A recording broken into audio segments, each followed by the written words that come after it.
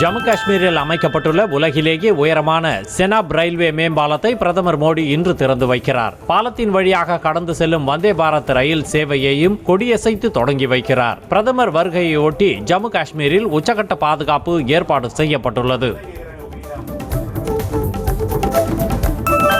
வீட்டு வாடகை, பணவீக்கம், கல்வி செலவுகள் அதிகரித்து நடுத்தர மற்றும் ஏழை குடும்பங்களை நெருக்கடிக்கு உள்ளாக்குவதாக காங்கிரஸ் மூத்த தலைவர் ராகுல் காந்தி குற்றம் சாட்டினார். இதுகுறித்த எக்ஸ் பதிவில், ஒரு சில முதலாளிகளுக்காக மட்டுமில்லாமல் அனைத்து இந்தியர்களுக்கும் கை கொடுக்கும் பொருளாதாரமே நமது தேவை என்று தெரிவித்துள்ளார். பெங்களூரு ஆர்சிபி வெற்றி கொண்டாட்டத்தின் போது ஏற்பட்ட கூட்ட நெரிசலில் 11 பேர் உயிரிழந்த விவகாரம் தொடர்பாக விசாரணை மேற்கொள்ள ஓய்வு பெற்ற நீதியரசர் மைக்கேல் டி குன்ஹா தலைமையில் ஒரு நபர் விசாரணை ஆணையம் அமைத்து அம்மாநில முதலமைச்சர் சித்தராமையா உத்தரவிட்டுள்ளார். 30 நாட்களுக்குள் அறிக்கை தாக்கல் செய்ய ஆணையத்திற்கு உத்தரவிடப்பட்டுள்ளது. பெங்களூரு கூட்ட நெரிசல் தொடர்பாக ஆர்சிபி அணி மற்றும் கர்நாடக மாநில கிரிக்கெட் வாரிய நிர்வாகிகளை கைது செய்ய அம்மாநில முதலமைச்சர் சித்தராமையா அதிரடியாக உத்தரவிட்டுள்ளார். நிகழ்ச்சி ஏற்பாட்டாளர்களான DNA நிறுவன நிர்வாகிகளையும் கைது செய்ய உத்தரவிடப்பட்டுள்ளது. அரசு வேலைகளில் சொந்த மாநிலத்தினருக்கு முன்னுரிமை வழங்க கோரி பீகாரில் இளைஞர்கள் போராட்டத்தில் ஈடுபட்டனர். அப்போது மாநில இளைஞர்களுக்கு முன்னுரிமை வழங்கும் கொள்கையை அமல்படுத்தாவிடில் வரும் தேர்தலில் ஆளுங்கட்சியை அகற்றுவோம் எனவும் போராட்டக்காரர்கள் எச்சரிக்கை விடுத்தனர். சத்தீஸ்கரில் நடைபெற்ற என்கவுண்டரில் மாவோயிஸ்ட் அமைப்பின் மூத்த தலைவர் சுட்டுக் கொல்லப்பட்டார். அமைப்பின் மத்திய குழு உறுப்பினராக இருந்த 67 வயதான கௌதம் என்கிற சுதாகர் தலைக்கு அம்மாநில அரசு 40 லட்சம் ரூபாய் பரிசு தொகை அறிவித்திருந்த நிலையில் பிஜப்பூரில் மாவோயிஸ்டுகளுடன் நடந்த துப்பாக்கி சண்டையில் அவர் கொல்லப்பட்டார். ரஃபேல் விமானத்தின் பாகங்களை இந்தியாவில் தயாரிப்பதற்கான ஒப்பந்தம் டசால்ட் ஏவியேஷன் நிறுவனத்திற்கும் டாடா நிறுவனத்திற்கும் இடையில் கையெழுத்தானது. மேக் இன் இந்தியா திட்டத்தின் கீழ் ஹைதராபாத்தில் உள்ள டாடாவின் தொழிற்சாலையில் விமானத்தின் பாகங்கள் உற்பத்தி செய்யப்பட இருக்கின்றன. முதன் முறையாக பிரான்ஸ் நாட்டிற்கு வெளியே ரஃபேல் விமானத்தின் பாகங்கள் உற்பத்தி செய்யப்படுகின்றன. பெண்களின் ஆடை குறித்து பேசி மீண்டும் சர்ச்சையில் சிக்கியுள்ளார் மத்திய பிரதேச பாஜக அமைச்சர் கைலாஷ் விஜய் வர்கியா. தாம் பெண்களை தெய்வமாக பார்ப்பதாகவும் அவர்கள் ஆபாசமான ஆடைகளை அணிவது தமக்கு பிடிக்காது எனவும் கூறினார். இவர் இப்படி பேசுவது இது முதல் முறையல்ல. கடந்த ஆண்டு ஒரு நிகழ்ச்சியில் பேசிய போது ஆபாசமாக உடை அணியும் பெண்கள் சூர்ப்ப நகைகள் என கூறியது குறிப்பிடத்தக்கது. மத்திய பிரதேச மாநிலம் மன்சூர் மாவட்டத்தில் தெருநாய்கள் கடித்ததில் 3 வயது சிறுவன் உயிரிழந்தார். சாலையில் நண்பர்களோடு விளையாடிக் கொண்டிருந்த போது சிறுவனை நாய்கள் கடித்து குதறின. குடியிருப்பு பகுதியில் சுற்றித் திரியும் நாய்களை வேறு இடத்திற்கு கொண்டு செல்ல மாவட்ட ஆட்சியர் உத்தரவிட்டிருப்பதாக கூறப்படுகிறது. மஞ்சப்பை மீண்டும் மக்கள் இயக்கமாக மாற வேண்டும் என முதலமைச்சர் மு க ஸ்டாலின் வலியுறுத்தினார். உலக சுற்றுச்சூழல் தினத்தை முன்னிட்டு சென்னை நந்தம்பாக்கம் வர்த்தக மையத்தில் நடைபெற்ற நிகழ்ச்சியில் பங்கேற்ற அவர் பல்வேறு திட்டங்களுக்கு அடிக்கல் நாட்டியும் முடிவுற்ற திட்டங்களை தொடங்கியும் வைத்தார்.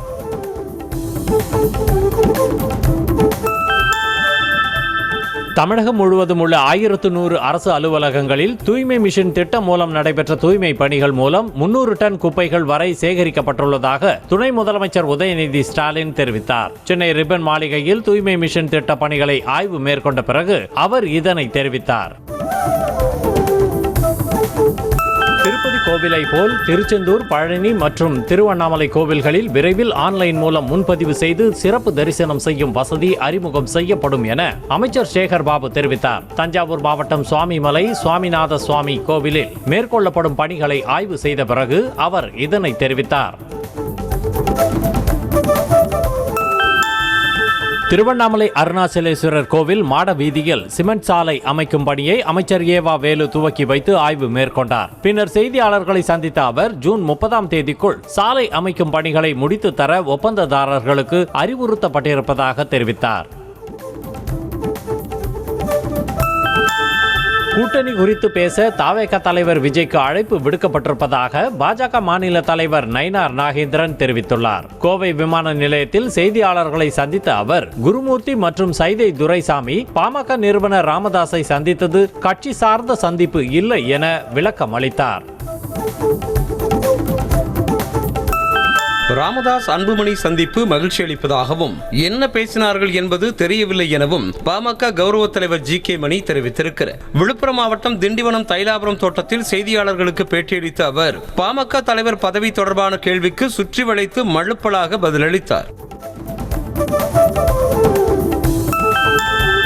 வானிலை தகவல்களை இனி பொதுமக்கள் நேரடியாக பார்க்க முடியாதபடி முடக்கப்பட்டுள்ளது. இதுகுறித்து தகவல் அறியும் உரிமை சட்டத்தின் மூலம் வானிலை ஆய்வு மையத்திற்கு கேள்வி எழுப்பப்பட்டதில் இனி துறை அதிகாரிகள் மட்டுமே மழையின் அளவு, மழையின் தீவிரம் மற்றும் வெப்பநிலைகளை அறிய முடியும் என தெரிவிக்கப்பட்டுள்ளது. முருக பக்தர்கள் மாநாட்டில் மதத்தை வைத்து அரசியல் செய்ய இந்துத்துவா சக்திகள் முயற்சிப்பதாக மதிமுக பொதுச் செயலாளர் வைகோ புகார் கூறினார். கோவை விமான நிலையத்தில் செய்தியாளர்களுக்கு பேட்டி அளித்த அவர் தமிழகத்தில் ஒலித்த மொழி உணர்வு பிற மாநிலங்களிலும் ஏற்பட்டிருப்பது நல்ல திருப்பம் என்றார். மாநிலங்களவை உறுப்பினர் தேர்தலுக்கான வேட்புமனுவை மக்கள் நீதி மய்யத்தின் தலைவர் கமல்ஹாசன் இன்று தாக்கல் செய்கிறார். ஜூலை 24ஆம் தேதி பதவிக்காலம் நிறைவடையும் 6 இடங்களுக்கான தேர்தல் ஜூன் 19ஆம் தேதி நடைபெறுகிறது. இதில் திமுக கூட்டணி சார்பில் மக்கள் நீதி மய்யத்தின் தலைவர் கமல்ஹாசன் போட்டியிடுகிறார். பொதுமக்கள் புகார் குறித்து தீர்வு காணாத காவல்துறை அதிகாரிகள் மீது கடும் நடவடிக்கை எடுக்கப்படும் என புதுச்சேரி அமைச்சர் நமச்சிவாயம் எச்சரிக்கை விடுத்திருக்கிறார். மத்திய அரசு கொண்டு வந்துள்ள 3 புதிய சட்டங்கள் குறித்து காவல்துறை உயர் அதிகாரிகளோடு ஆலோசனை கூட்டம் நடைபெற்றது. பின்னர் செய்தியாளர்களிடம் பேசிய அவர் போலீசார் மீது புகார்கள் வந்த வண்ணம் இருப்பதாக தெரிவித்திருக்கிறார். தேர்வை கண்டு பயப்படும் மாணவர்களை உருவாக்கக்கூடாது என மகாராஷ்டிர மாநில ஆளுநர் சி.பி. ராதாகிருஷ்ணன் அறிவுறுத்தியிருக்கிறார். கோவை விமான நிலையத்தில் செய்தியாளர்களுக்கு பேட்டியளித்த அவர் தேர்வுகளை துணிச்சலோடு எதிர்கொள்ளும் மாணவர்களை உருவாக்குவதுதான் எதிர்காலத்திற்கு நல்லது என்றார். மருத்துவ நிபுணர் இல்லை என்றாலும் தேவை அதிகரிக்கும் சூழ்நிலையில் பொதுமக்களின் நலன் கருதி அரசு மருத்துவமனைகளில் கருத்தரித்தல் மையங்களை கொண்டுவர அரசு உரிய நடவடிக்கை எடுக்க வேண்டும் என்று சென்னை உயர்நீதிமன்ற மதுரை கிளை உத்தரவிட்டுள்ளது. மதுரை அரசு மருத்துவமனையில் செயற்கை கருத்தரித்தல் சிகிச்சை மையம் ஏற்படுத்த உத்தரவிடக் கோரி பொதுநல வழக்கு தாக்கல் செய்யப்பட்டிருந்தது. தயாரிப்பாளர் கலைப்புலி தானுவின் இல்ல திருமண விழா வரவேற்பு நிகழ்ச்சியில் முதலமைச்சர் மு.க. ஸ்டாலின் கலந்து கொண்டு மணமக்களை வாழ்த்தினார். தானுவின் பேரன் ஆதித்யன் மற்றும் பிரீத்திகா பாலாஜி ஆகியோருக்கு சென்னை எழும்பூர் ராணி மையமை திருமண மண்டபத்தில் திருமண வரவேற்பு நடைபெற்றது. துணை முதலமைச்சர் உதயநிதி ஸ்டாலின், அமைச்சர் சேகர் பாபு உள்ளிட்டோர் கலந்து கொண்டு மணமக்களை வாழ்த்தினர். கோவை மாவட்டம் புதூர் பகுதியில் உலக சுற்றுச்சூழல் தினத்தை முன்னிட்டு 50,000 மரக்கன்றுகளை நடும் திட்டத்தை நடிகர் தாமு துவக்கி வைத்தார். G2 வளாகத்தில் உலக சுற்றுச்சூழல் தின விழா நடைபெற்றது. நிகழ்ச்சியில் பங்கேற்ற ஒவ்வொருவரும் 5 மரக்கன்றுகளை நடுவோம் என நடிகர் தாமுவுடன் இணைந்து உறுதிமொழியை எடுத்துக்கொண்டனர். கன்னியாகுமரி அருகே 4 வயது சிறுவனை கொலை செய்த பெண்ணுக்கு நீதிமன்றம் ஆயுள் தண்டனை விதித்தது. கடியப்பட்டணத்தைச் சேர்ந்த ஜான் ரிச்சர்ட், சகாய சில்ஜா தம்பதி மகன் ஜோகன் ரிஷி செயின் மற்றும் பிரேஸ்லெட் போட்டு விளையாடினார். இதை கண்ட பாத்திமா நகைக்காக சிறுவனை கொலை செய்தார். இதற்கு அவரது கணவர் சகாய சரோபின் உடந்தையாக இருந்ததால் அவருக்கு 3 ஆண்டு சிறை தண்டனை விதிக்கப்பட்டது. தேனி அருகே கொலை வழக்கில் ஒருவருக்கு நீதிமன்றம் இரட்டை ஆயுள் தண்டனை விதித்தது. குள்ளப்பகவுண்டம்பட்டியைச் சேர்ந்த வைஷ்ணவிக்கும் ஜெயச்சந்திரனுக்கும் தகாத உறவு இருந்தது. இதை கணவர் அருண்குமார் கண்டித்ததால் இருவரும் சேர்ந்து அவரை கொலை செய்தனர். வழக்கு விசாரணையின் போது வைஷ்ணவி தற்கொலை செய்து கொண்டதால் ஜெயச்சந்திரனுக்கு இரட்டை ஆயுள் தண்டனை விதிக்கப்பட்டது.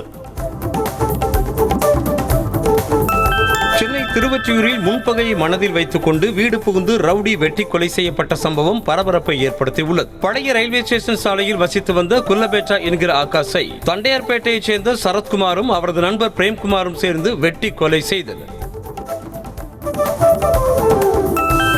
புதுக்கோட்டையில் மது போதையில் ஏற்பட்ட முன்விரோத தகராறில் இளைஞர் கொலை செய்யப்பட்ட சம்பவம் அதிர்ச்சியை ஏற்படுத்தியுள்ளது. போஸ் நகரைச் சேர்ந்த தினேஷ்குமாரை சரித்திர பதிவேடு குற்றவாளியான காந்தி நகர் 2ஆம் வீதியைச் சேர்ந்த முகிலன் தனது நண்பர்களுடன் சேர்ந்து அரிவாளால் வெட்டி கொலை செய்து காலாகுளத்தில் வீசி விட்டு சென்றார்.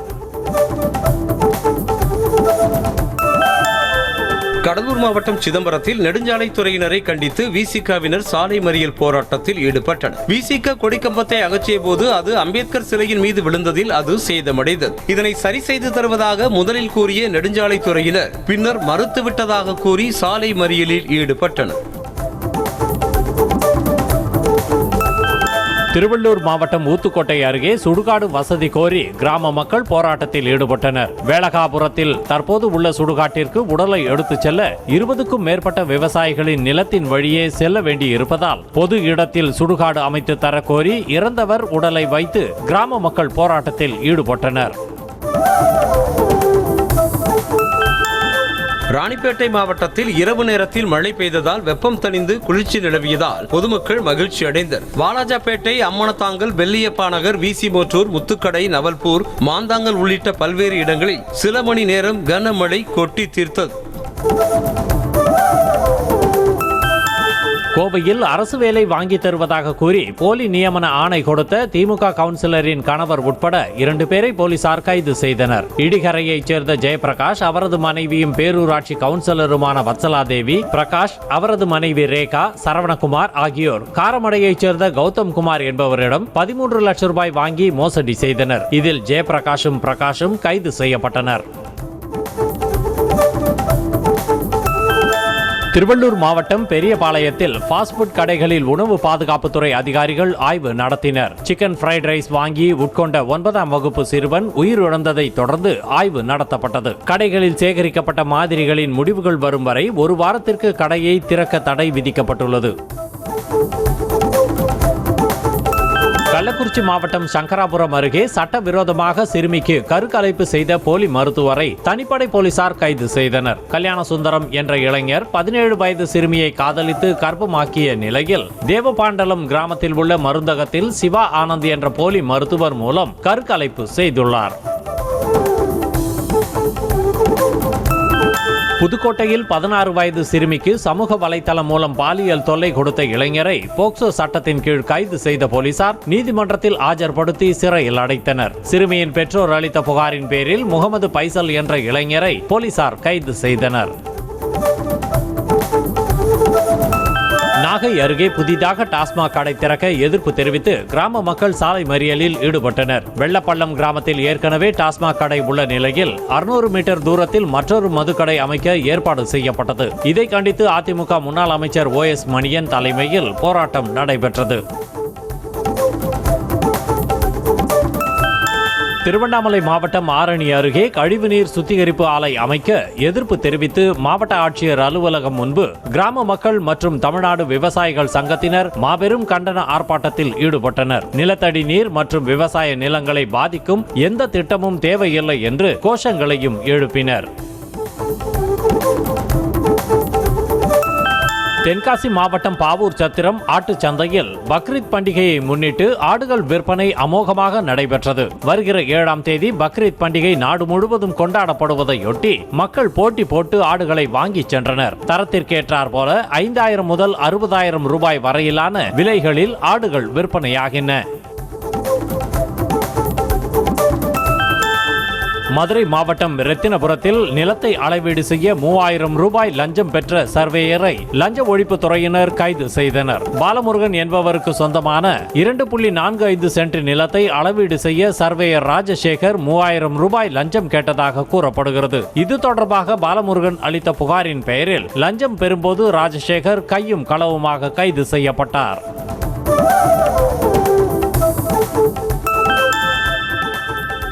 மதுரை மாவட்டம் மேலூர் அருகே கண்டுபிடிக்கப்பட்ட பிற்கால மாரவர்ம சுந்தரபாண்டியன் காலத்து கல்வெட்டுகளை தொல்லியல் துறையினர் ஆய்வு செய்தனர். உடன்பட்டியில் உள்ள சிவன் கோவிலை புதுப்பிக்கும் பணியில் ஈடுபட்ட போது தூண் மற்றும் சுற்றுச்சுவரில் உள்ள கற்களில் பண்டைய கால தமிழ் எழுத்துக்கள் பொறிக்கப்பட்டிருப்பதைக் கண்டு தொல்லியல் துறைக்கு தகவல் தெரிவித்தனர். கோவை மாவட்டம் சரவணம்பட்டியில் உள்ள தனியார் தொழில்நுட்ப கல்லூரி மாணவர்கள் மாற்று ஆற்றலில் செயல்படும் படகான யாழி 4.0 அறிமுகப்படுத்தியுள்ளனர். டீம் சி சக்தியின் மாணவர்கள் வடிவமைத்து உருவாக்கிய இந்த படகு மொனாக்கோ எரிசக்தி படகு வடிவமைப்பு போட்டியில் பங்கேற்கிறது. இந்தியாவின் சார்பாக தொடர்ச்சியாக 4வது ஆண்டாக இக்கல்லூரி மாணவர்கள் இந்த போட்டியில் கலந்து கொள்கின்றனர்.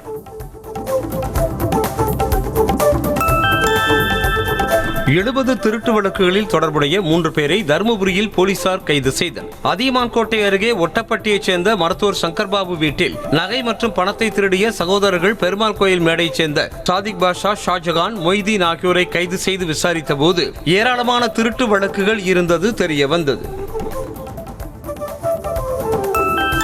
சென்னை ராமாபுரத்தில் கல்லூரி மாணவர்களை குறிவைத்து போதை மாத்திரைகள் விற்பனை செய்து வந்த 5 பேர் கொண்ட கும்பலை போலீசார் கைது செய்து ஆட்டோவில் வைத்து போதை மாத்திரைகள் விற்பனை செய்து வந்த நிலையில் வினோத், ஜானி, நவீன்குமார், அருண்குமார், சுதாகர் ஆகிய 5 போலீசார் கைது செய்தனர். கோவை மாநகர காவல்துறையில் குற்றவாளிகளோடு தொடர்பில் இருந்ததாகவும் கையூட்டு பெற்றதாகவும் கூறி 5 போலீசார் பணியிடை நீக்கம் செய்யப்பட்டனர். வடவள்ளி காவலர் மணிகண்டன், செல்வபுரம் காவலர் வடிவேல் ஆகியோர் குற்றவாளிகளோடு தொடர்பில் இருந்ததாகவும், போத்தனூர் காவலர்கள் கபூர், வினோத், வெரைட்டி ஹால் காவலர் மகாராஜா ஆகியோர் கையூட்டு பெற்றதாகவும் சஸ்பெண்ட் செய்யப்பட்டனர். இந்திய அரசியல் அமைப்பின் 1 முதல் 35 வரையிலான பிரிவுகளை 6 நிமிடங்கள் 5 வினாடிகளில் ஒப்பித்த சென்னையைச் சேர்ந்த 3 வயது சிறுமி தக்ஷன்யா ஆசியா புக் ஆஃப் ரெக்கார்ட்ஸ் புத்தகத்தில் இடம் பிடித்துள்ளார். அவருக்கு இந்த சாதனைக்காக கிராண்ட் மாஸ்டர் பட்டம் வழங்கப்பட்டுள்ளது. சென்னை நுங்கம்பாக்கத்தில் உள்ள தனியார் நட்சத்திர விடுதியில் தேசிய ஆடை வடிவமைப்பு தொழில்நுட்ப கல்லூரியின் கண்காட்சி மற்றும் ஃபேஷன் டிசைனிங் ஷோ நடைபெற்றது. இதில் அந்த கல்லூரியில் பயிற்சி பெற்ற மாணவ மாணவிகள் தாங்கள் வடிவமைத்த ஆடைகள் மற்றும் அலங்கார பொருட்களை காட்சிப்படுத்தினர். புதுக்கோட்டை மாவட்டத்தில் வீட்டுமனை பட்டா வழங்க கோரி 30க்கும் மேற்பட்ட குடும்பத்தினர் மாவட்ட ஆட்சியர் அலுவலகத்தில் மனு அளித்தனர். ஓலைமான்பட்டி கிராமத்தில் 30 ஆண்டுகளுக்கு மேலாக வசித்து வருவதாகவும் அரசு நிலத்தை அளித்தவர்கள் தங்களை மிரட்டுவதாகவும் தெரிவித்தனர். பட்டா வழங்கவில்லை என்றால் ரேஷன் அட்டை, ஆதார் அட்டையை திரும்ப வழங்க இருப்பதாகவும் கூறினர். தஞ்சாவூர் மாவட்டம் வடக்கு வாசல் பகுதி சுடுகாட்டில் உலக சுற்றுச்சூழல் தினத்தை முன்னிட்டு 1500 மரக்கன்றுகள் நடப்பட்டன. இறப்பவர்களின் உடல்கள் எரியூட்டப்படும் போது அந்த பகுதி முழுவதும் புகை மூட்டமாக சுவாசிக்க சற்று சிரமப்படும் அளவில் மாசு நிறைந்த பகுதியாக காணப்படுவதால் மாநகராட்சி சார்பில் நடவடிக்கை எடுக்கப்பட்டுள்ளது. திருச்சி மாவட்டத்தில் மகளிர் சுய உதவி குழுக்களுக்கு கடன் வழங்கியதில் 4 கோடி ரூபாய் மோசடி செய்த வழக்கில் இந்தியன் ஓவர்சீஸ் வங்கியின் கிளை மேலாளர் உள்ளிட்ட 2 பேருக்கு தலா 7 ஆண்டுகள் சிறை தண்டனை விதித்து மதுரை சிபிஐ நீதிமன்றம் உத்தரவிட்டுள்ளது. கடந்த 2015ஆம் ஆண்டு மோசடியான ஆவணங்களை பயன்படுத்தி 73 மகளிர் சுய உதவி குழுவினருக்கு கடன் வழங்கி மோசடி நடைபெற்றதாக சிபிஐ வழக்கு பதிவு செய்தது.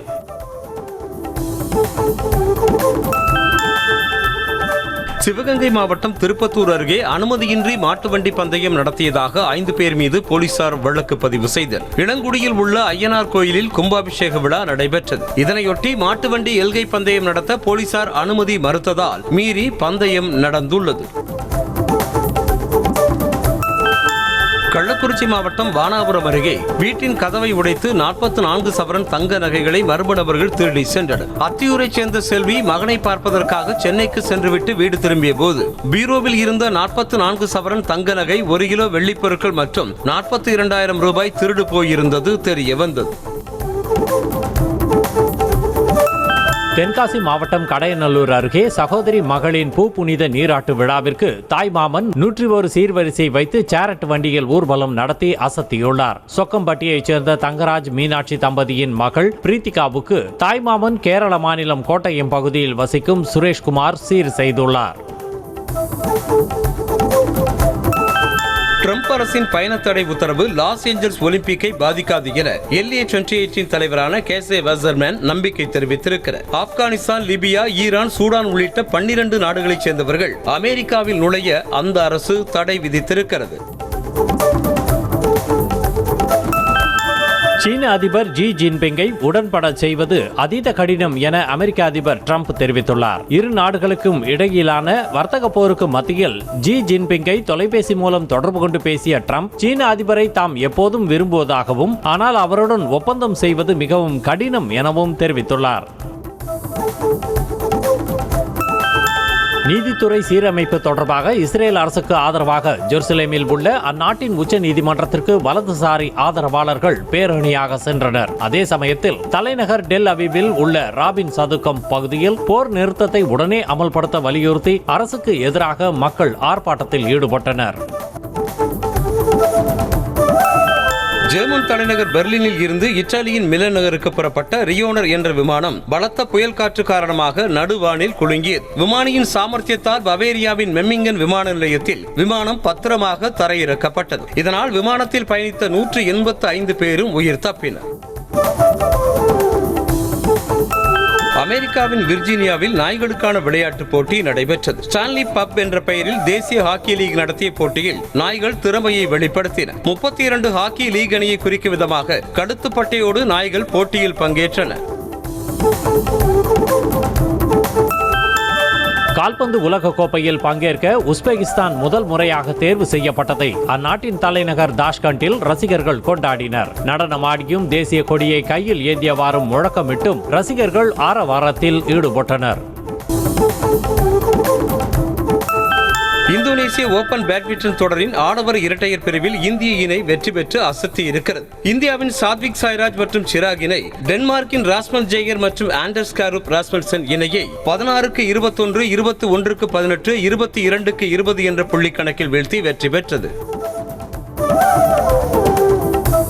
இந்தியா இங்கிலாந்து அணிகளுக்கு இடையிலான டெஸ்ட் கிரிக்கெட் தொடருக்கு டெண்டுல்கர் ஆண்டர்சன் கோப்பை தொடர் என பெயரிடப்பட்டுள்ளதாக தகவல் வெளியானது. டெஸ்ட் போட்டிகளில் சச்சின் டெண்டுல்கர், ஜேம்ஸ் ஆண்டர்சன் செய்துள்ள சாதனைகளை கௌரவிக்கும் விதமாக பெயரிடப்பட்டுள்ளது. இங்கிலாந்து அணிக்கு எதிராக 5 டெஸ்ட் போட்டிகள் கொண்ட தொடரில் இந்திய அணி பங்கேற்கிறது.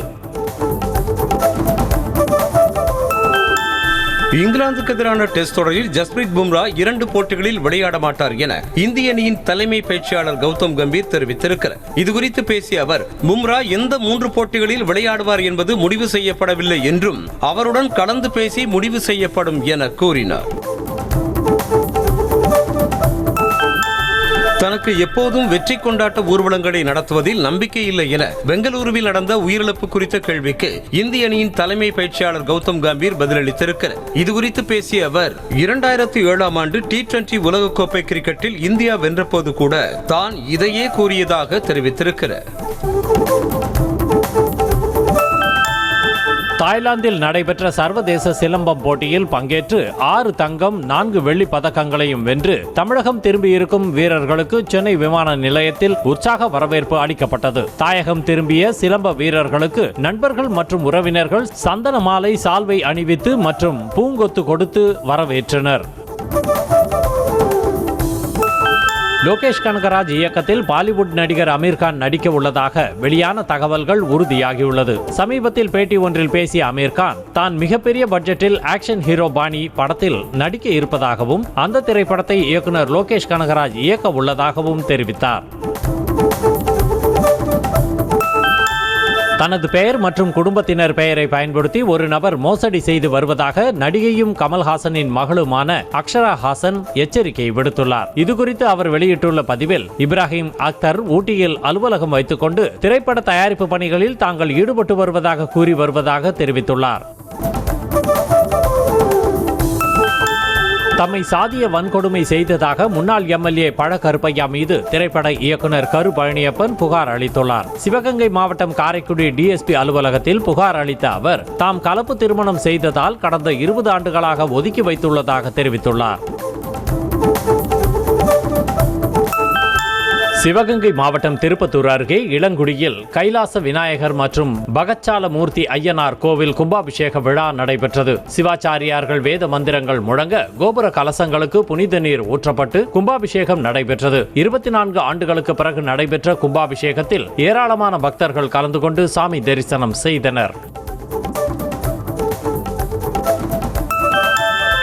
ராமநாதபுரம் மாவட்டம் கமுதி அருகே ஸ்ரீ முத்தாலம்மன் கோவில் வைகாசி பொங்கல் உற்சவ விழா நடைபெற்றது. ஸ்ரீ முத்தாலம்மன், ஸ்ரீ காளியம்மன் வைகாசி பொங்கல் விழா கடந்த வாரம் காப்பு கட்டுதலுடன் தொடங்கியது. விழாவின் முக்கிய நிகழ்வாக கிராமத்தைச் சேர்ந்த ஆண்கள், பெண்கள், சிறுமிகள் முளைப்பாரி எடுத்து வழிபட்டனர். சிவகங்கை மாவட்டம் சிங்கம்புணரி ஸ்ரீ சேவுக பெருமாள் ஐயனார் கோவிலில் வைகாசி விசாக பிரம்மோற்சவ விழா விமர்சையாக நடைபெற்றது. விழாவில் சிவாச்சாரியார்கள் வேத மந்திரங்கள் முழங்க ஸ்ரீ பூரணை, ஸ்ரீ புஷ்கலை தேவியர் ஆகிய இருவருக்கும் மாங்கல்யம் அணிவிக்கப்பட்டது. இதில் திரளான பக்தர்கள் பங்கேற்று சாமி தரிசனம் செய்தனர். ராமநாதபுரம் மாவட்டம் திருவாடனை ஸ்நேகவல்லி அம்பாள் உடனுரை ஆதி ரத்தினேஸ்வரர் சிவன் கோவிலில் வைகாசி விசாக திருவிழா விமர்சையாக நடைபெற்றது. விழாவில் பஞ்சமூர்த்திகள் சிறப்பு அலங்காரத்துடன் வீதி உலா வந்து பக்தர்களுக்கு அருள் பாலித்தனர். இதில் திரளான பக்தர்கள் பங்கேற்று சாமி தரிசனம் செய்தனர். கள்ளக்குறிச்சி மாவட்டம் சின்னசேலம் அருகே மேல் நாரியப்பனூர் கிராமத்தில் உள்ள புனித அந்தோணியார் ஆலய திருவிழாவை ஒட்டி கொடியேற்றம் கோலாகலமாக நடைபெற்றது. திருவிழாவின் முக்கிய நிகழ்வான பெரிய தேர்பவனி வரும் 11, 12, 13 ஆகிய தேதிகளில் நடைபெறவிருக்கும் நிலையில் அதற்கான ஏற்பாடுகள் தீவிரமாக்கப்பட்டுள்ளன.